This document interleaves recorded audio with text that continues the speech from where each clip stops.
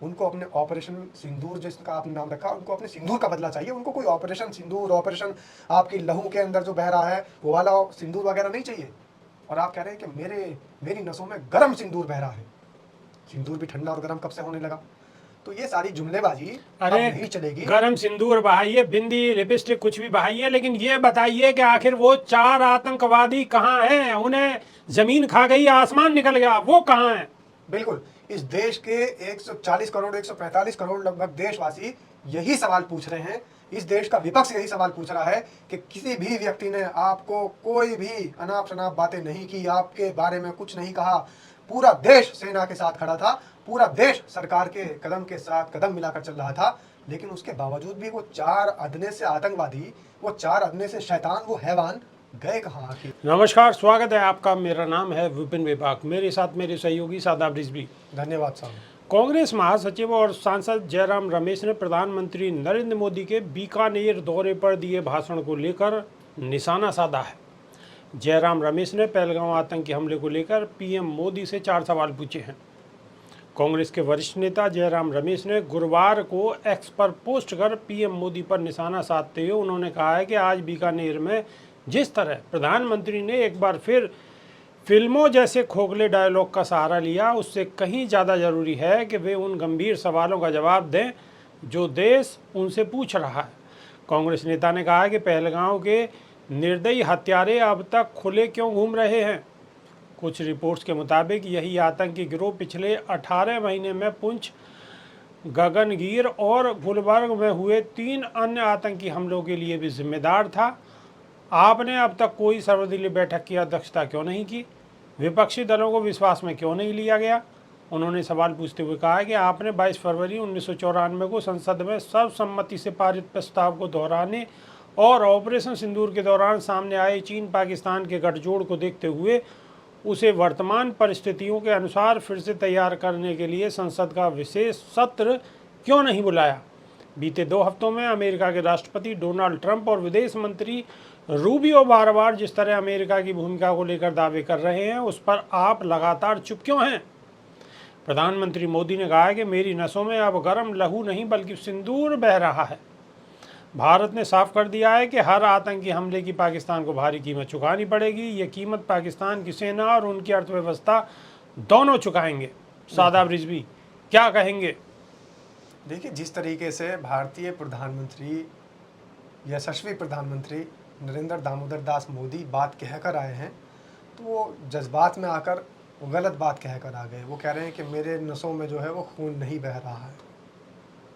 और क्या बह रहा है? सिंदूर। ऑपरेशन सिंदूर की तर्ज पे उन्होंने अपने नसों में सिंदूर बहा लिया। सपोज करो अगर ये ऑपरेशन, इस ऑपरेशन का नाम ऑपरेशन बिंदी होता, तो फिर प्रधानमंत्री की नसों में क्या बहता? बिंदी बह रही होती।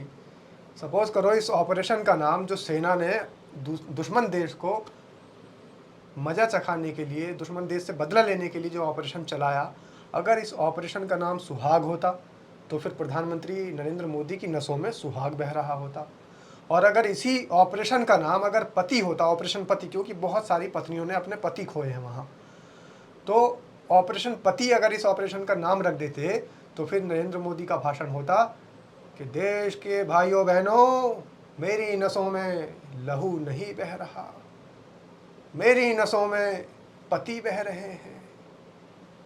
लेकिन आपकी नसों में चाहे वो बिंदी बह रही हो, सुहाग बह रहा हो, पति बह रहे हो, काजल, लिपस्टिक, लाली कुछ भी बह रहा हो, इस देश की विधवा बहनों को, इस देश की विधवा माँओं को अपना सुहाग का बदला चाहिए।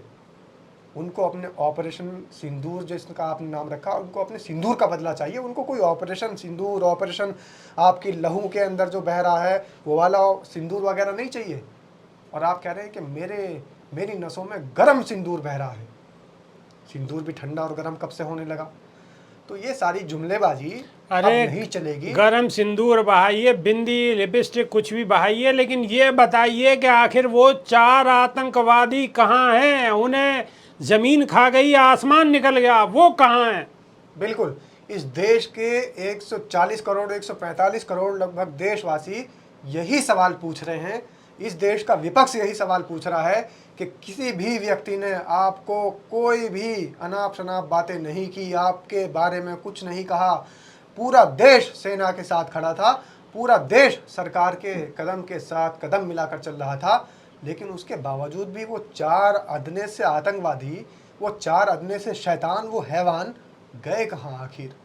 तो इस देश के लिए ये सबसे ज़्यादा महत्वपूर्ण है कि इस देश के अंदर जो हमलावर, जो 26 लोगों को शहीद करके गए, उसके बाद तमाम लोगों को शहीद करने वाले लोग, वो आतंकवादी कहाँ है, उनका आप पता बताइए। आपकी नसों के अंदर कौन सा चीज़ क्या बह रही है, इसका पता नहीं और जानना सादा ब्रिज भी गोल गोल ना घुमाइए प्रधानमंत्री जी, सीधा सीधा बताइए कि वो 4 आतंकवादी कहाँ हैं। और हमारे देश के विषय में ये डोनाल्ड ट्रंप कौन होते हैं बोलने वाले, इनका क्या मैटर है। और ये जो जगह जगह अपनी जहाँ पर भी ये विदेशों में जा रहे हैं और वहाँ पर इसी बात को दोहरा रहे हैं कि पाकिस्तान और हिंदुस्तान की वॉर को मैंने रुकवाया है, तो आखिर इन्हें ये बोलने की छूट आखिर आपने क्यों दी है? इस पर आप मौन क्यों हैं? आप जवाब क्यों नहीं देते? ये तो सीधा सीधा हमारे देश की सेना का अपमान है।